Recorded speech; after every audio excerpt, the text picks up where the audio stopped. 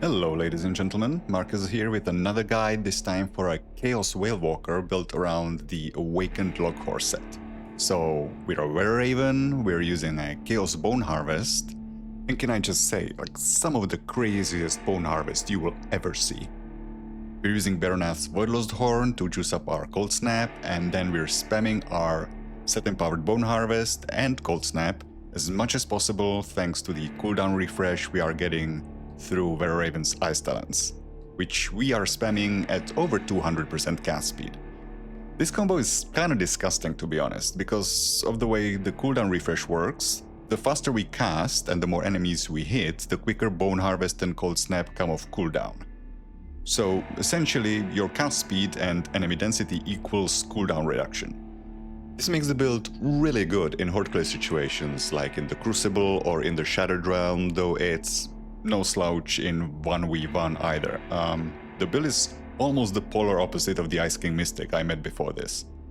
We're all AoE all day, we can keep our distance very well and just kite enemies out if need be. That's a good thing, cause though it's not exactly made of paper, I mean, we have nearly 20k health and sit at around 20% Phys Res, and have some decently boosted resist caps, we're still a caster with fairly low armor. We do have some percent damage absorbed from the Voidlost Horn, we do have percent damage reduction with full uptime thanks to Mark of Blood's Deceit, but this doesn't make this build a tank. If you want to make it a tank, well, get your soul fragments ready and roll percent Phys Res on all the ascended affixes you can, but good luck with that. So what has this build accomplished? It has killed all Celestials it has access to. I went hostile with Barrowholm to farm my pants, so no Ravager for me, even though I think that would have been a pretty good fight, probably the best Celestial fight for this character. But it has killed the Dread on Ascended mode with a fully stacked Ascension Altar, it has done Shattered Realm 30 to 37, it has done Naked Crucible Wave 200 with extra spawn. The issue is it can be quite volatile as the difficulty goes up. Shattered Realm 30-31 or even 32 to 33, that's not a problem at all. It's not quite running those at under 5 minutes, but it's not far off. But as you go up, it can get quite rippy. If you meet a Shattered Outcast at like Shattered Realm 35 plus, it's a coin flip if you make it out of there alive. And I've been one-tapped by Theoden at Shattered Realm 37 once, so the stability can be a bit of an issue higher up.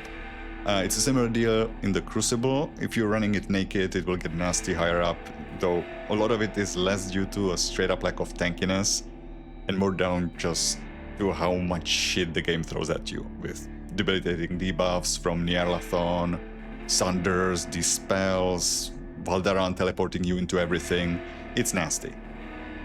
Of course, nothing is forcing you to run Crucible naked, the tributes are there for a reason, so go get your buffs. But if you want to do it straight up, this build doesn't quite do it frictionless. Same goes for the superbosses. The build kills Ubermog at about the same speed as the Ice King I made before this. Maybe slightly slower, like 10 seconds. The issue is the volatility. After the Enrage, Monk's Werewolf phase in particular can hurt a lot, and even your multiple defensive layers and procs may not be enough. The good news is that, as I said, you can play Keep Away and kite the Werewolf form out for a bit, in between Marks of Torment, which have about 50% uptime, though they definitely don't make you immortal by any means. One surprising superboss was Kalagadra. There's of course no hope of this character tanking it, but the kill time wasn't too bad considering how much kiting was needed. It only took me like 4 minutes and it was fairly safe, so like it's not a superboss killer, it's not a go-to by any means, but it can do a lot of this stuff. Kind of okay.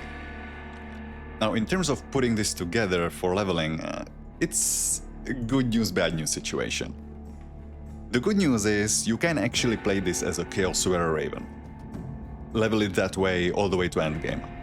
The bad news is what you need to do to get it there. So when you look at the skill tree, we have this Talons of Chthon transmuter for Were Raven, which will convert our colds to chaos. We still need to convert the piercing to chaos though. And we can do that with this Harbinger's Voidblade. The issue is finding it. These drop from Chthonic Harbingers and Chthonic Bloodletters, those slow floating guys that you find in some Chaos infested areas, such as Salazar Sanctum out in Burwich outskirts.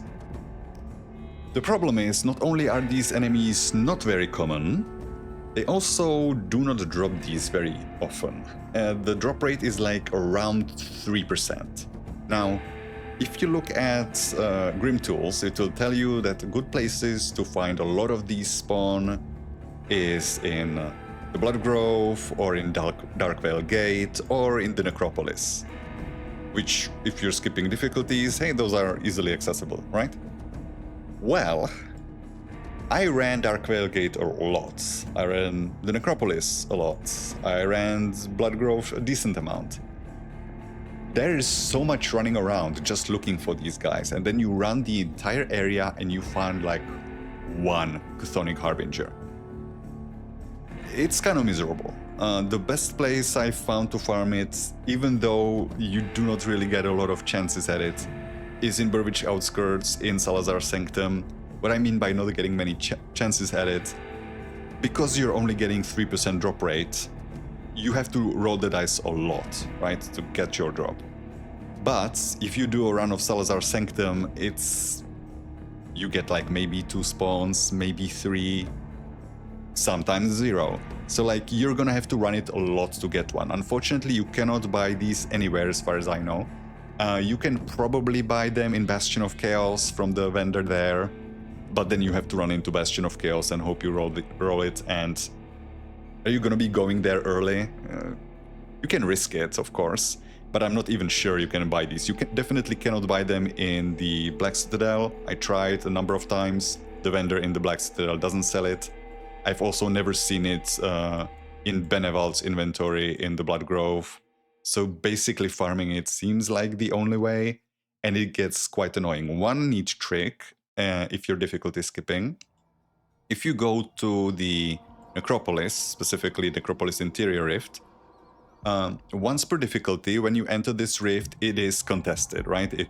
The portal will start spawning Chthonic enemies. It almost always spawns these Harbingers, and it usually includes like 2 or 3 heroes of those Harbingers. So that is a potential way to get it, but it's only once per difficulty, because once you've restored the shrine or the rift gate, once you've killed the enemies, next time you rift in here, nothing will spawn. So I did find mine here on Elite, like killing the heroes, it did finally drop. But it's like, you get 2 chances at it, one on normal, one on Elite, and then you're shit out of luck. So it can be quite annoying to set it up, but once you have this, you're basically golden, right? Your Were Raven is entirely Chaos. The Necromancer aspects of your build is gonna be kind of wasted until you get to endgame.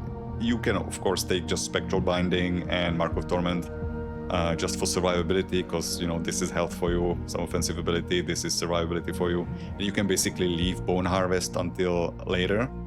You can include it, because Bone Harvest is natively Cold and Vitality, and because of the Transmuter on the Were Raven, we do have our Cold already converted to Chaos. But, I mean, why bother with Bone Harvest at that point? You're probably better off just using Cold Snap, which will be converted fully, and you can just leave the points for Bone Harvest for later. In terms of gear setup, there really isn't too much to say, because you don't have that many greens. You know, your purples will be taking care of a lot of your stuff. Some pieces that you have are craftable, like the medal and also the amulet. You shouldn't need to fix your crowd control resistances through those, so you can just craft them for survivability at Endgrim, maybe get some physique, get some % armor or something to improve your stats. One thing worth noting is you will want some disruption res, because we baseline don't have too much. The best place to get it, in my opinion, is on the pants. I got the Dauntless Will suffix. The other one, the one that I would have actually preferred, is of Incantations, I believe it's called, because that also has % all damage. But yeah, the disruption rest is the main thing you're after. Other than that, you don't really have much tinkering to do. Your standard affixes, again, don't really matter. If you can get some physical rest, then yeah, that's always nice. But otherwise, if you can get any like resistance increases, like for example, where did I craft it? Here I got some extra pierce rest, so I could reroll or adjust one of my augments to go full poison resistance to get a better overcap against resistance reduction. Normally I would be running King's Guard powder on these, but because this freed up some of my piercing rests, I could fix my poison. But you are not really looking for anything specific. Obviously, if you can get the Cold Snap Ascended bonus, that is nice because we are getting 80% total damage modifier for it, but it's not a deal breaker one way or another. Just make sure that, you know, all of your control resistances are sorted, and if you do have some holes in here, you can go craft your equipment instead in the Steel Cap District, in Ashes of Malmoth, to maybe get some stun or some freeze if you need it. Also, one thing worth noting is on my potion, on the energy potion, I'm running Galeotis. That is not necessary in general use, but I found that fighting Mogdrogen without it can be quite annoying, because not even because of Mogdrogen himself. It's because of the summons. The Yetis that he spawns throw these rocks that, like, they don't freeze for a long time, but they do freeze you, and you really can't afford in such a dangerous fight to be just standing around frozen for even a split second, because that means you're not getting your sustain up, and that means you can die. I highly recommend it. Don't run that fight on Ascended mode if you don't have to. I keep trying it on Ascended mode and it's completely unnecessary. It doesn't affect the boss himself, but it does increase the health of the summons, which means the Yetis will be even harder to get rid of. And they are kind of the main annoyance of that fight, other than, of course, Mogdrogen himself with his werewolf form. So yeah, that's about it for this one. I must say it feels quite nice to play, especially in those horde situations in Shattered Realm and in Crucible. It is quite unethical to be able to cast a Bone Harvest with 125% total damage modifier, and that's not even counting the total damage modifier that we're getting from Form of the Beast, so like it's even more than that. And you can, in high density situations, you can cast this Bone Harvest like once a second, and it will just delete entire hero packs on its own with one cast, even at like Shattered Realm 36 and up. So it's quite fun and very explosive. The only shame is that the tankiness kind of lets it down in some of those like super high pressure situations in Wave 200 and, you know, Shattered Realm 37, and super bossing isn't the best. But still, considering that this was supposed to be kind of a squishy caster, it worked out quite well, much better than I expected, once again. If you want to see more of it than what I've shown here, once again, I've streamed the entire playthrough from level 1 to endgame on this channel, so you can check out the VODs. Otherwise, I'm now starting a new character, currently playing a Runekeeper focused on Aether gunplay, so that's gonna be another wild experiment that I'm curious how it's gonna end up. And if you've liked this guide and want to see more like it, or just like to hang out and talk about this game with like-minded folks, I'm streaming Grim Dawn every workday from 9 PM CET on this channel, so come say hi, come chat about what you've been building. Let's have some fun with this amazing game. That's it from me on this one. I hope you get good loot drops until I see you next time, and Marcus signing out.